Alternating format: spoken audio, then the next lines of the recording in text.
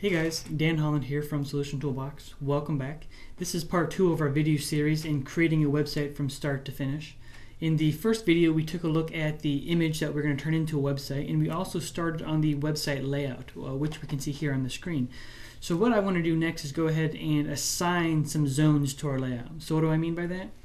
Well, you can see here that we added a custom zone and a menu zone and another custom zone, so on and so forth. Well, you can have multiple custom zones and multiple menus, and the system needs to know which one you want to load right here when the website loads. So what I can do is I can go ahead and click on these placeholders here, and I can go ahead and select the Edit Module button up here, or I can right click and select the Edit Module here. And what this will open is it'll open a little window. It's going to say, hey, which zone do you want to put here?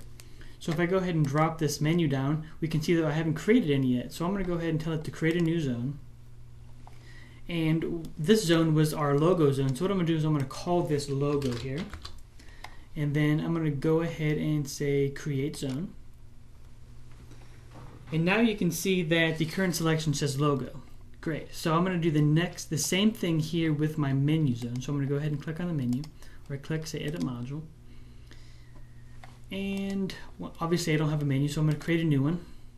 And I'm going to call this my main menu. Let me go ahead and type this in here. Also here, it's going to ask us what type of menu. Now, through Solution Toolbox, you can create dynamic menus or static menus. At a very high level, dynamic menus are very easy to use. They're expandable if you add more links, whereas a static menu is going to be more custom. If you want to do a Flash menu, if you want to do a JavaScript menu, jQuery menu, that's what you're going to want to pick down there. But for today's example, we're going to go ahead and pick dynamic menu. So I'm going to go ahead and say create menu here. And once again, we can now see the current selection says main menu. So moving down, I'm going to do it again here. This was my image rotator. So I'm going to go ahead and say create new.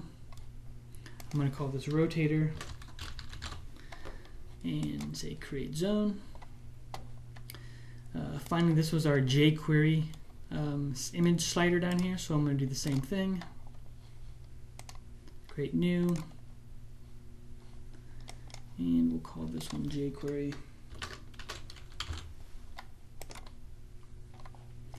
And this is our content zone. This is where all the content will load. No, we can't assign a zone here because whatever page we're on, that content will load in this area. So we're going to skip that and come down here to the footer, where we're going to right click, say edit module.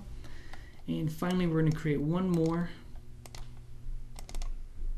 And we're going to call this footer. And we're going to say create zone. So now that we've got all that finished, I'm going to come back up top and we're going to hit save. And now we can start defining our CSS.